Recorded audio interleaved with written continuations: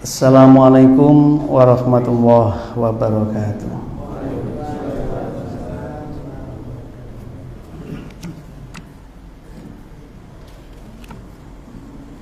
Bismillahirrahmanirrahim. Alhamdulillahirabbil alamin. Wa bihi nasta'inu ala umurid dunya waddin. Wa na'udzu billahi min syururi anfusina wa sayyiati a'malina.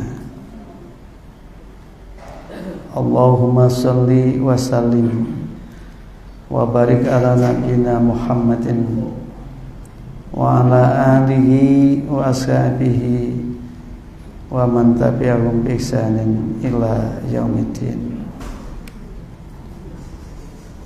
Raditu billahi rabban wa bil islami dinan wa bi Muhammadin nabiyyan wa rasulah. Rabbana zidna ilma warzuqna fahma waj'alna min ibadikas sholihin. Amin.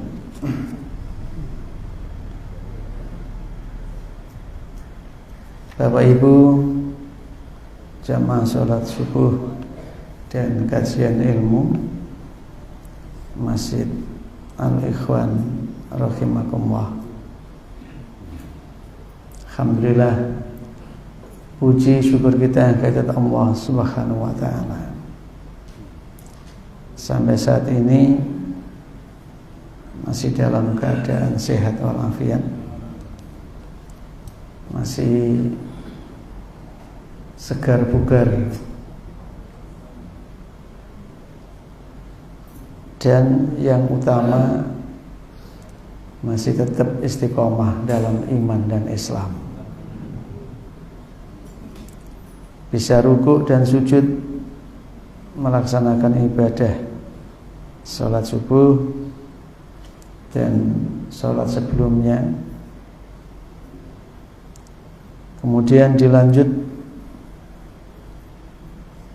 mengaji, mengkaji firman-firman Allah.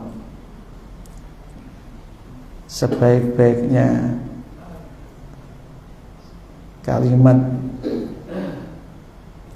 bagi seorang mukmin, ya kalimat yang ada di dalam lafaz-lafaz Al-Quran.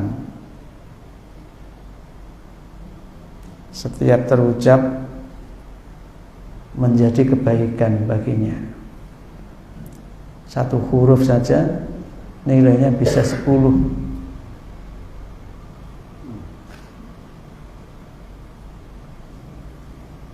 Dan tidak ada lafaz yang lebih indah daripada firman-firman Allah itu sendiri. Karena itu zikir yang utama ya diantaranya melafadzkan, mengucapkan firman-firman Allah. Jadi bacaan yang sudah mesti berpahala tiap hurufnya ya bacaan Al-Quran.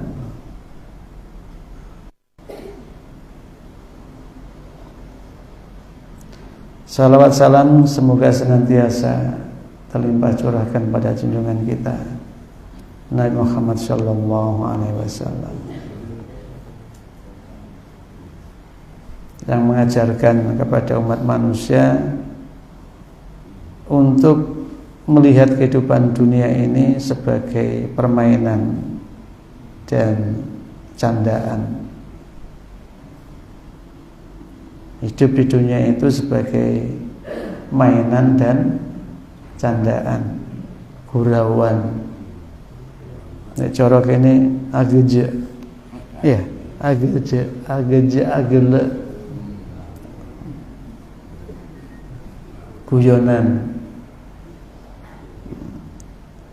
Kalau anak-anak muda dulu menyebutnya panggung sandiwara.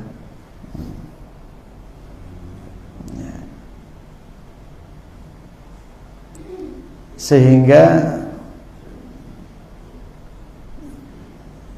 kenikmatan yang ada di dalamnya itu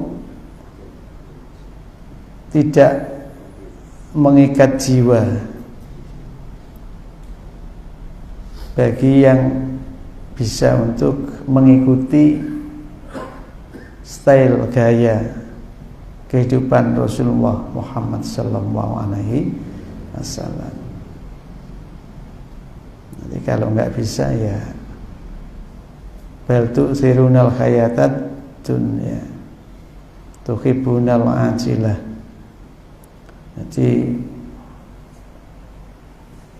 yang nggak bisa meniru gaya hidup beliau ya justru terperangkap dalam arus keutamaan dunia ini. Pokoknya apa wae kanggo donya, apa saja untuk dunia, sehingga spirit wal akhiratu khairul laka minal ula. Akhirat itu lebih baik daripada dunia ini, bahkan khairu wa abqa, lebih baik dan lebih kekal. Itu tidak bisa menggeser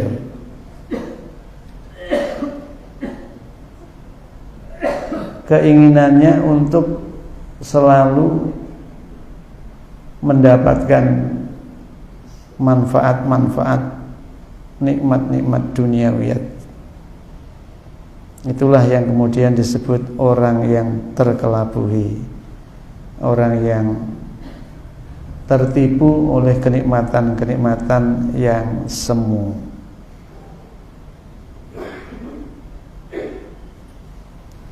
Maka melalui ayat-ayat tauhid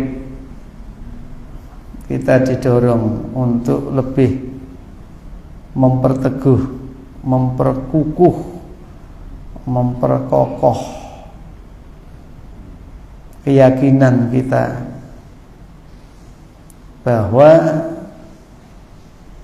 pilihan-pilihan yang kita lakukan di dalam bertutur, bertindak, bersikap, berbuat itu menentukan hasil akhir yang akan kita panen atau kita petik, akan kita tuai, akan kita rasai, akan kita peroleh. Maka ij'alid dunya mazra'atal akhirah, jadikan kehidupan dunia ini sebagai kebun ladang untuk bertanam bibit-bibit kebaikan,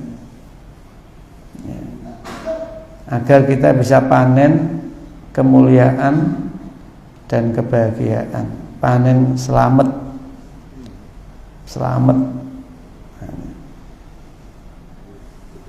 ketika kelak menghadap hadirat Allah Subhanahu wa ta'ala. Di dalam surah Al-Hadid misalkan ayat yang ke-20, Allah menyebutkan a'udzubillahi minasyaitonir rajim, i'lamu annamal hayatud dunya la'ibun wa lahu wa zinatun wa tafakhurum bainakum wa takatsurum fil amwali wal aulad. Ketahuilah oleh kalian, hanya saja kehidupan dunia itu permainan dan senda gurauan.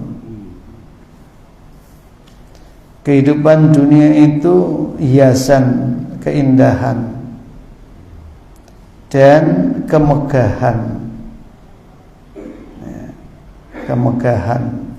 kesombongan, kecongkakan bainakum, di antara kalian.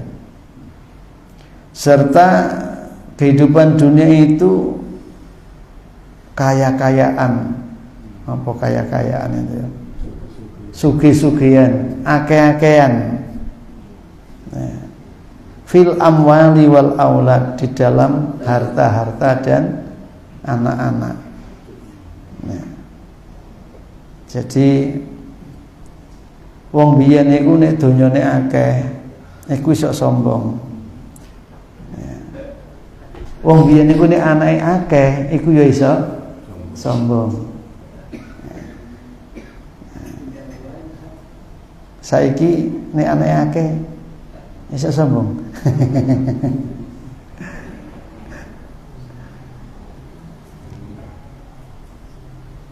Jadi dunia ini memang seperti itu.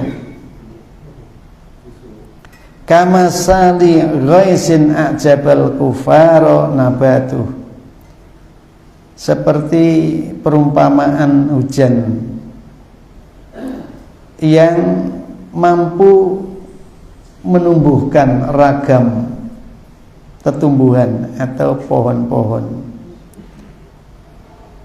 yang pohon itu membuat petani-petani terkagum, heran, kok iso ya, padahal wis petani dia, isek kagum, mindane sing ora tahu tani. Nah, tani kan bendino kan sekumpulane tanduran. Ya, iku kagum. Apa maneh sing ora tahu kumpul karo tanduran.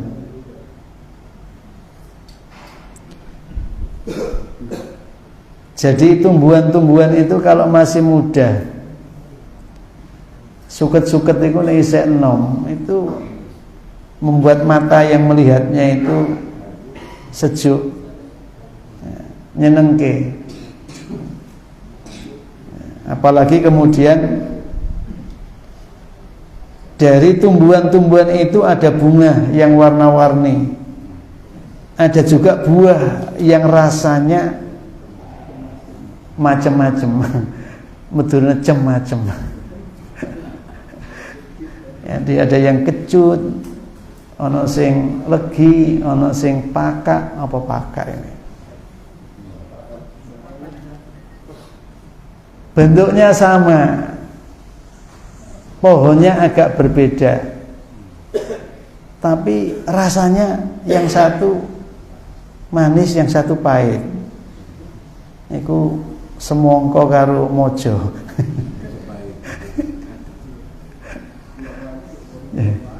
Kan nek dijejer kan padha mulus ya apik. Mungkin jenengan kon milih mesti milih sing buah maja itu. Kalau melihat kulitnya yang halus seperti itu, seger ini. Tapi pahit ora jamak. Ono sing abang rasane manis, tapi ono sing abang rasane pedis. Ono sing abang maneh rasane giatel.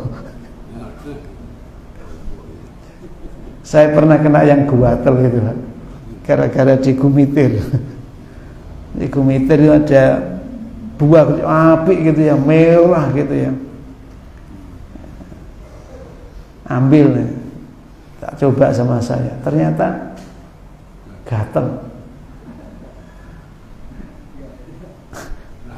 Bukan rawe kok, warnanya merah besar-besar gini. Tak takon aja, iku panganane ula, Pak. Mosok ula mangan ngene iki ya. Ono ula mangan buah.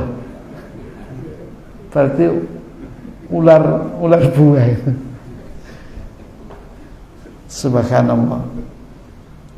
Jadi ada yang hijau tapi ya kecut ya, ada yang manis, pokoknya macam-macam rasanya, cita rasa yang padahal yang diserap oleh akar tumbuhan itu ya podo, kan podo itu.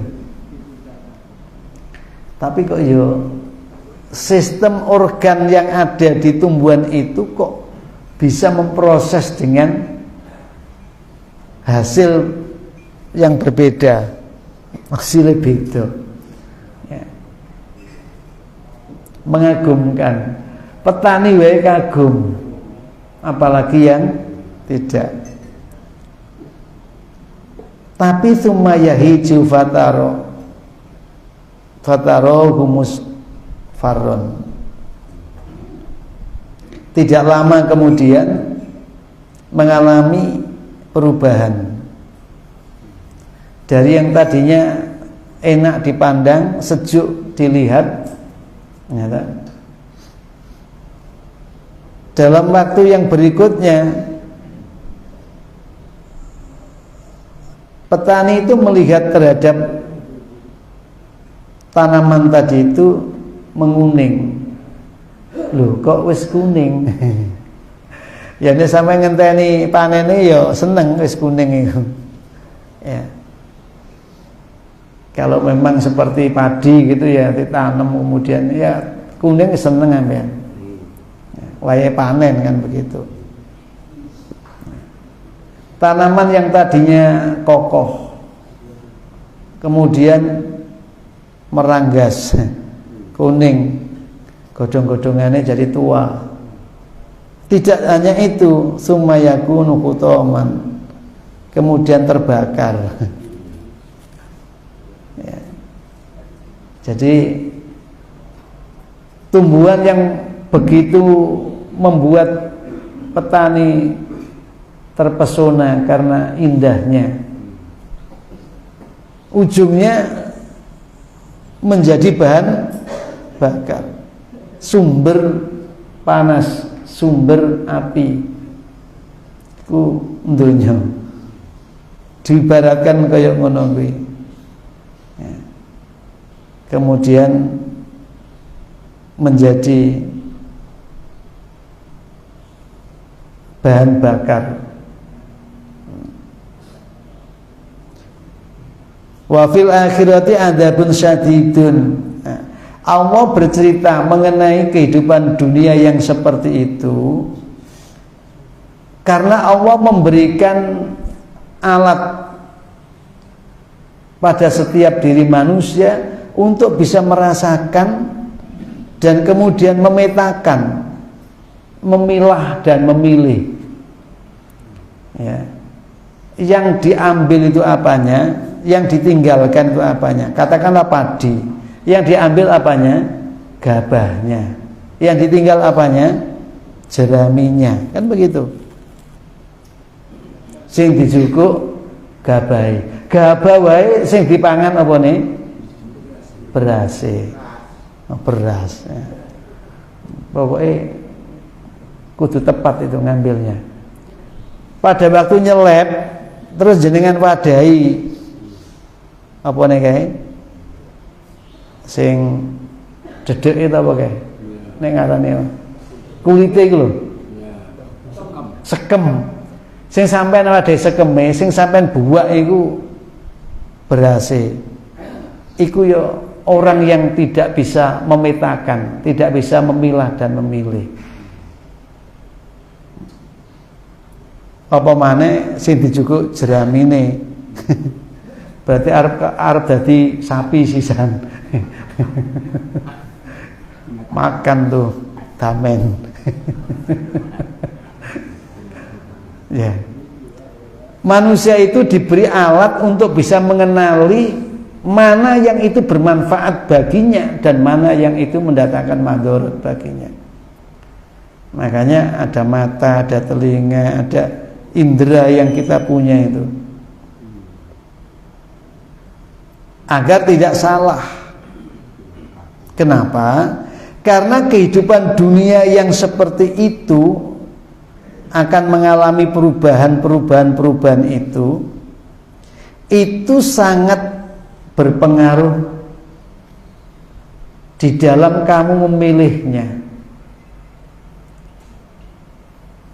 Karena dunia itu hanya satu fase, satu tahapan yang hendak engkau lewati, hendak engkau lalui. Ya. Jadi kita sering mendengar menungso iku asli dudu penduduk bumi, penduduk surga menungso iku. Didekek ning bumi iki mung dinilai kira-kira pantes iku didekek surga sing kelas pira ngono. Ya. Jadi dinilai kira-kira iki engko ning swarga sing kelas apa. Ngono. Asli penduduk surga. Tapi bagi yang kemudian keliru, salah di dalam mengambil tadi itu bekalnya itu, wong mestine jukuk gabahe, kok iki sing dijukuk jeramine. Ya. Nyampe ning surga ya ora iso iki. Ngene iki ora iso. Maka matur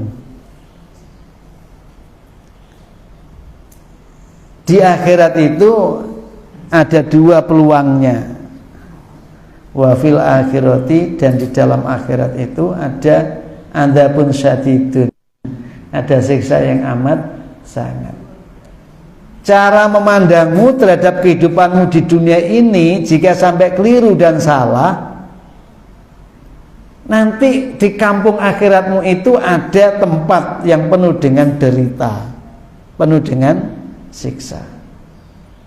Dan sampean keliru, sampean jukuk, ya, itu akan membawa jenengan menuju ke tempat yang penuh dengan siksa dan derita itu. Adzabun syadidun.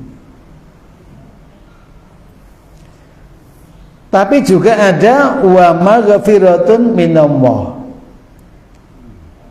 Di dalam kehidupan akhirat itu ada pengampunan dari Allah. Wis ta, saelek-eleke lakune menungso nek isih duwe percaya Gusti Allah ku pangerane, besok oleh pangapura ning Gusti Allah. Artinya apa? Orang yang diampuni oleh Allah itu karena buruknya, ya, buruknya yang dipilih di dalam kehidupan dunia itu, ya, tapi dia masih punya harapan, punya keyakinan bahwa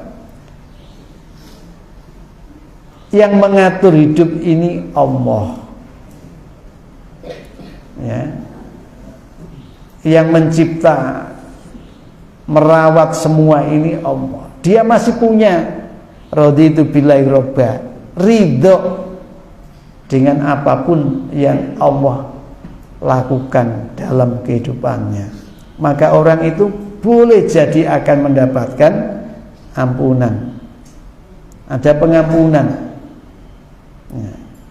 Mula pengampunan itu ya bisa menyebabkan orang tidak mendapatkan siksa yang sangat, tapi bisa juga setelah melewati siksa yang sangat. Kenapa? Pengampunan boleh jadi setelah melalui proses hukuman, ya. Ada hukuman, ada pengampunan dari Allah, tapi ada waridwanun, ada ridho Allah. Lah ridho Allah itu berawal dari ridho kita di dalam menapaki hidup di dunia ini mengikuti petunjuknya. Radhiyallahu anhum wa radu an. Dzalika liman khasyya rabbah. Dia yang selalu menjaga hatinya takut kepada Allah, takut kepada Allah, bukan takut kepada selainnya. Maka orang-orang yang mendapat ridwanun, dia akan berada dalam kebahagiaan sejak awal masuk di alam akhirat. Sejak memulai hidup di akhirat itu sudah nikmat, ya. Sudah senang dengan apapun yang diaturkan oleh Allah padanya.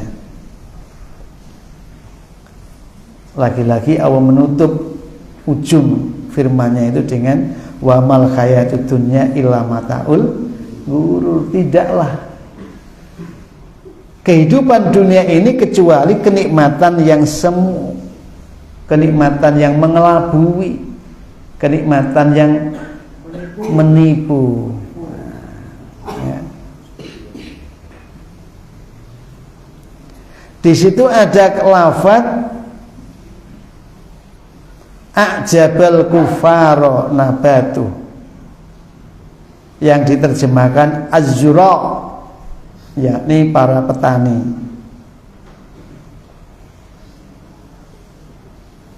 Kenapa para petani disebut di situ dengan kufaro? Ketika dia melihat tumbuhan yang begitu subur karena mendapat air hujan itu.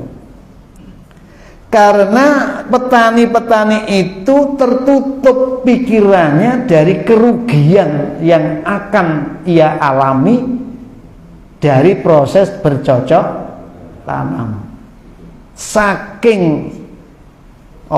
optimisnya melihat tanaman tadi itu, sampai-sampai kemungkinan rugi itu tidak muncul. Yang muncul adalah al-falah, mendapat keuntungan. Maka disebut kafiron.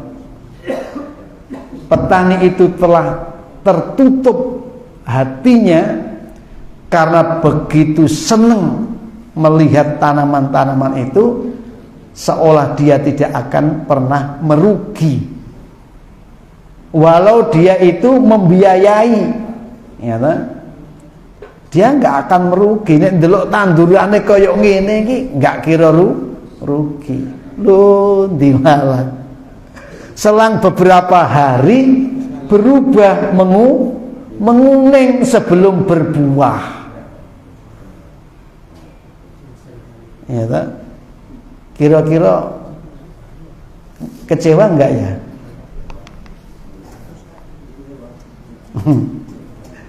Maka ayat ini menjadi ilustrasi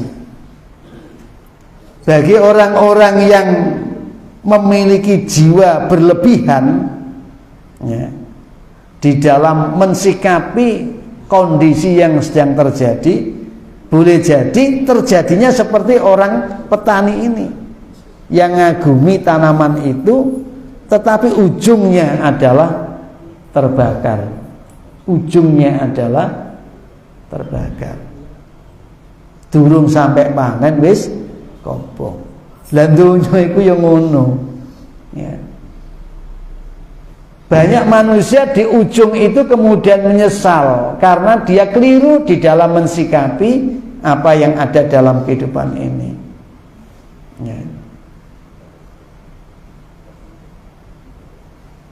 Maka harus hati-hati, harus bijak. Ya. Lafaz kufar itulah kemudian yang dijadikan sebagai landasan diddul iman. Kufron tadi itu ada kebalikan daripada iman. Maka jangan kau lihat dari sisi zahirnya saja kehidupan dunia ini jika kau ingin selamat. Tidak seperti petani yang salah di dalam mengestimasi tadi itu. Ya. Dunia ini jangan hanya dilihat yang nampak, kebiare. Ya.